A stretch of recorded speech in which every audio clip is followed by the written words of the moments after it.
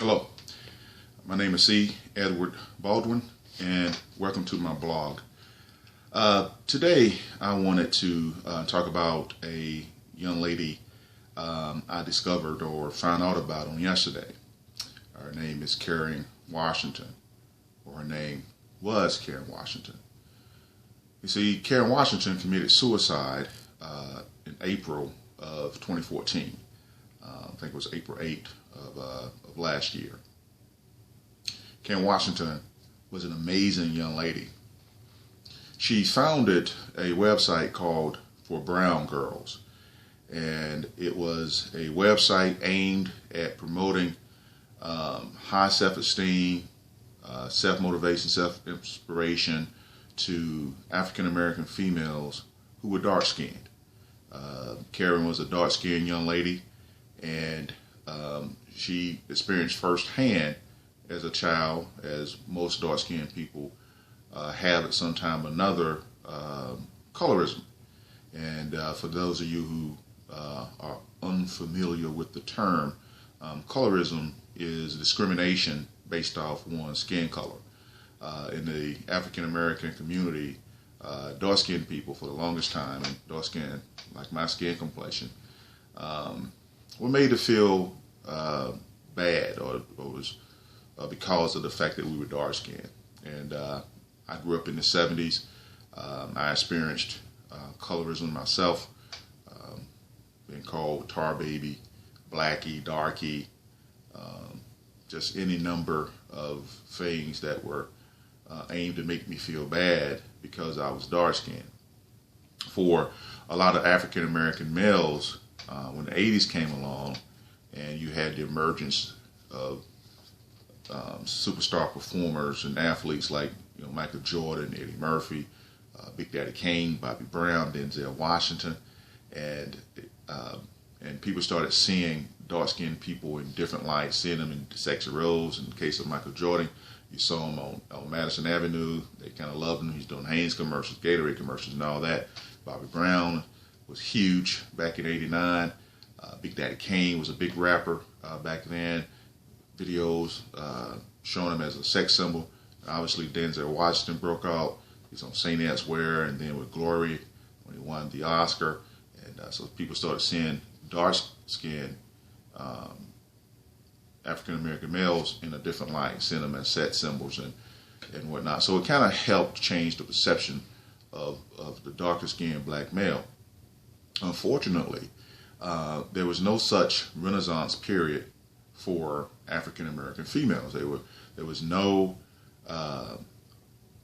dark-skinned black woman that's been seen on a national scale as sex symbols. Even when you're talking about in the model, I think every now and then you might have a model that will come out, but there's Naomi Campbell, and that helps some, but not enough, because even she was seen as exotic and more of an exception rather than the rule. So the perception that dark-skinned women weren't as pretty, weren't as sexy, weren't as, any number of things you want to put there as their lighter-skinned counterparts, that perception kind of persisted. And so when you have a young lady like Karyn Washington, who's an inspirational person, because basically she saw a societal problem and she wanted to do something about it. And that's in a nutshell what the For Brown Girls website was about. I think she had t-shirts and some other things. I love my shade that she promoted on the website. And it's all in an effort to not only make herself feel better about herself, but also give other dark-skinned girls an opportunity to feel better about themselves, and at the same time change the way that society viewed dark-skinned women.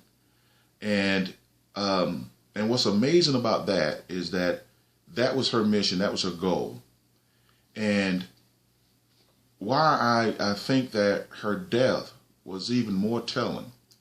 When she committed suicide, she did not leave a suicide note. But the majority of the online thinking was that she killed herself because despite what her website said, despite what she said, despite what it seemed she lived for, people still said and thought that she killed herself because she was a dark-skinned woman and could not handle it. She was a fake self-esteem. Now, no suicide note. Now, that's what's important. That's the important thing that you need to understand here. Karyn Washington did not leave a suicide note. So no one had any idea. Nobody until this day knows the exact reason why Karyn committed suicide.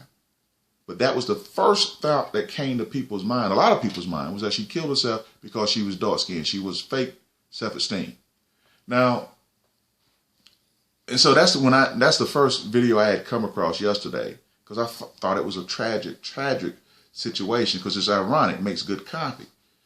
But but I continued reading. Something told me to continue researching this. And I found out that Karyn lost her mom to cancer not long before she committed suicide. And I lost my mom at 41, and that was devastating. I was in a funk for the longest time. So it's conceivable that Karyn was still in a grieving period when she committed suicide. And unfortunately, she wasn't able to seek help. But that's the thing about grief and depression. Sometimes it gets you into a state that you don't even realize that you are. And so Karyn's death, to me, brings light to a couple of different things. And that's why it's so inspirational. Her life was inspirational, and then the death is inspirational. When you look at the fact that she could have been, the possibility that she could have been depressed in a severe grieving situation, and when you look at the original thought process from many people online about why she committed suicide, as far as being fake self-esteem because she was dark-skinned, so many different things are at play here that can benefit so many people. I personally believe that Karyn Washington's life and death should be a movie. A movie should be based off that, because when you look at the issue of colorism, when you look at the issue of depression and grief, self-esteem, and when you look at what Karyn tried to do to combat the stigmatism of being dark-skinned, of a dark-skinned woman in society, all of that just screams Hollywood. And Hollywood claims that they're always looking for original pieces, but a lot of times we keep getting some of the same old crap. So I would love to see this, to see the movie on the life and amazing life and death of Karyn Washington. Truly an extraordinary young lady. Hate I didn't get a chance to know her in life, but am blessed that I got a chance to discover her after death. So what I would like for people to do is Google Karyn Washington, find out about her, and let's start a petition or something to see if we can't get Ron Howard or Spike Lee, John Singleton or Penny Marshall, someone to write, Steven Spielberg. Steven, you did The Color Purple, man. I know you've been producing movies more so than directing, but take a look at Karyn Washington's life and see if you can't put that together. It'll be an inspiration, and maybe the movie itself will help stem the tide or change the direction of the perception of the dark-skinned woman in Hollywood. And listen, Hollywood, because you did this with his other role. Karyn Washington was a dark-skinned woman. You get someone to play her, she has to be dark-skinned. Okay?